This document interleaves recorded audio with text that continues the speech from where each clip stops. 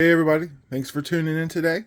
This is Shane with Excessive Performance TV, and today we have something a little different. It is a 7-string Matt Heafy Les Paul Custom Modern. We just did the 6-string version of this guitar, and so today we're going to take a look at the 7-string. The 6-string and the 7-string, you're going to have a couple differences. First going to be noticeable is obviously our bridge and tailpiece are going to be different pickups. The main difference is going to be, of course, our headstock is going to look a little strange. And what you can't see now is obviously the neck is going to be wider.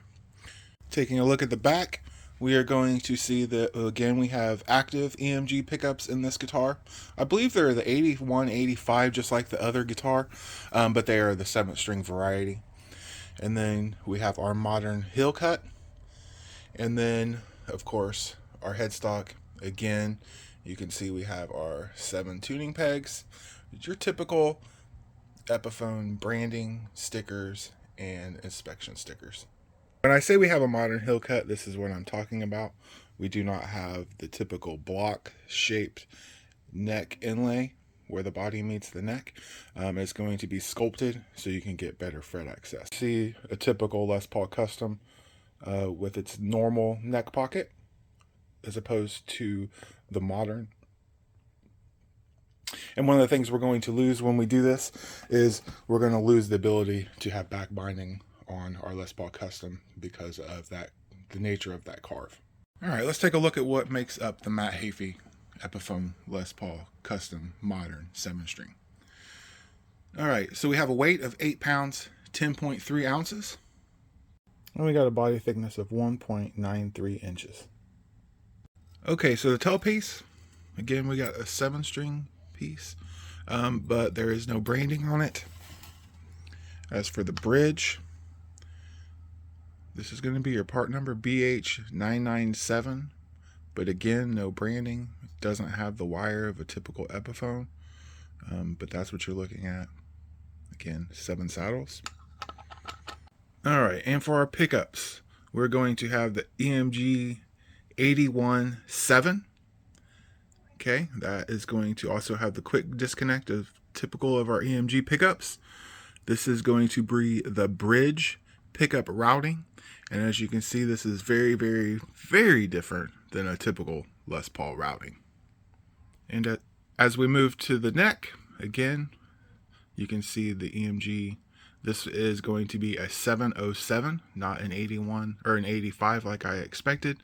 Again, you can see the pocket for the pickup is very different, and that the pickup itself is mounted to the body, just screwed in, and the foam is what keeps it from moving around once it's installed into the body. Onto the neck, we have a first fret measurement of 1.89 inches, and that's going to grow to a hefty 2.3 inches by the 12th fret, but that's just the nature of a 7-string. They're definitely a wider neck. All right, and it looks like we're going to have a neck radius of 10 inches on the 7-string version. And that's going to remain true at the 12th fret as well. So we do not have a compound radius. It's just 10 inches, unlike a normal Les Paul that is 12. Obviously because we have a wider neck because of the 7-string. And we have a neck depth at the first fret of 0.89 inches. And that's going to go to 0.93 inches at the 12th fret. As far as neck shape is concerned, this is what you're looking at the first fret. Pretty much I would call that a D shape, and it just gets to be a wider D shape at the 12th fret. Again, this is something you really got to get used to. This is a much beefier neck than a typical Les Paul. As far as our neck adjustment, we have a typical Allen type that you would find on most Epiphones. This is going to be your truss rod cover. It's 2 layers because it's a Les Paul Custom. Again, we're going to have block inlays, ebony fretboard, and I cannot tell if this is going to have a long neck tenon or not. When we looked at the pocket, it's so hard to tell, and it's not specified in Taking a quick look inside our pickup cavities, you're going to find that we have nothing really special going on here. Just typical EMG tiny pots. Okay, and you're going to have the back plate that you get when you order a guitar that has active pickups. That's going to have this box on it to hold your 9-volt battery. Basically, you just click that there, pops open the door so you can switch out your battery. Okay, and then our selector switch is going to be what we would see in most Epiphones as well. And last but not least, we have a scale length of 24 3/4 inches, which is going to be one of the issues that this guitar has, and we'll talk about that more in just a second.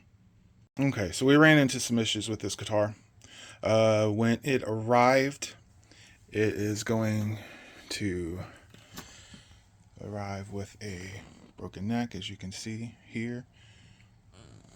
Right here we are completely cracked, and you just have to look at the lighting to see. There you can see it really well. So this guitar is obviously going to be going back to seller, so we're not going to be able to tune it up and actually play it, because I'm afraid to tune it with the strings that the heavy gauge strings that are on a 7-string. I'm afraid to do more damage to the guitar. I don't know if the seller is going to move it forward or do a shipping claim. I'm not sure exactly what's going to happen with that. But a couple of glaring details about the Matt Heafy 7-string. Most 7-string guitars are going to have a scale length of 25 and 0.5 inches or even more. That is going to help with the string tension of that 7th string because it is so large. And when you start putting that on a scale length of 24.75 inches, it feels really, really tight on that string. It's hard to explain unless you actually have ever played a 7-string before. It's already awkward enough, but when that 7th string feels tight or not as, I don't know how to explain it. It just feels tight when you compare it to the other strings. And then on this guitar, it has the EMG set of pickups. While I absolutely love the 81 and 85 set in the 6th string, I am not a fan of the 81-7 and the 707 that is in this guitar. They sound very thin.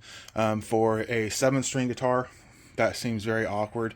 But no matter what I did, it did not play well, is I guess what I'm trying to say, or it did not sound as heavy as the 6-string version. So at the end of the day, if I was going to buy one of these and keep it, which I probably will end up building a Gibson version of this, of the 6-string version of this guitar, because I like that EMG 81, 85 set so much. And this is the guitar I had when I was playing out in the bands. I haven't kept it, obviously. So I really like this guitar, just not in the 7-string version.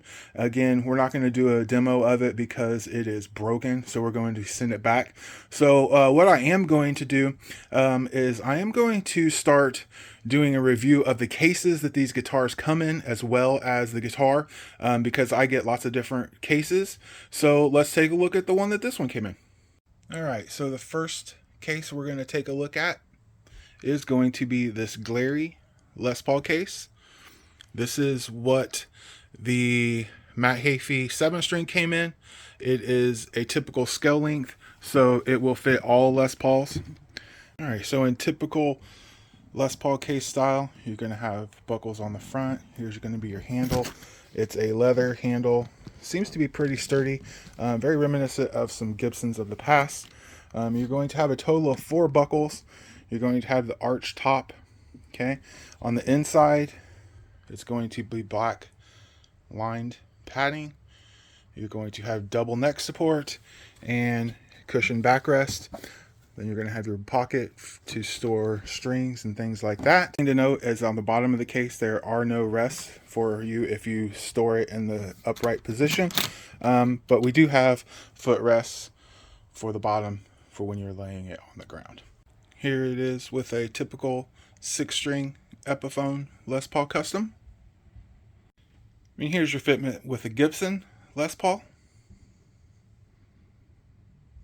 Alright, so we've got the Matt Heafy back in the case, getting ready to return. You probably were wondering what caused this neck break. This guitar came with the strings under tension, first and foremost. When you are packing guitars, you want to make sure that when you are packing them, that you put some bubble wrap inside the case, protecting the guitar from the case. The case is a hard stop for the guitar. It's not necessarily soft. And what the bubble wrap does is it provides cushioning. What I think happened with this guitar is it fell over and landed flat on its face or back, and because the strings were under tension and the guitar was not cushioned from the case at all, and the case was not cushioned inside the box, the guitar took the brunt of that fall. That's what I believed happened. So make sure when you're shipping these guitars, if you do ship them, that you A, take the switch tip off, B, take the tension off the strings. If you have a vintage guitar that's very expensive, I would suggest putting something between the strings and the frets, and most definitely put bubble wrap around the guitar inside the case and outside the case. Then that's at a bare minimum. That's going to be it for this one. I hope everyone understands that this guitar will not be for sale on my Instagram or Reverb or Facebook page because it is broken. It's going to be returned. But there are other guitars up there for sale. And if you have anything that you would like to see on the channel, make sure you leave that in the comments. And please give us a like and a subscribe if you like this content. It will only help us bring you more and more videos in the future. And until then, you guys have a great weekend.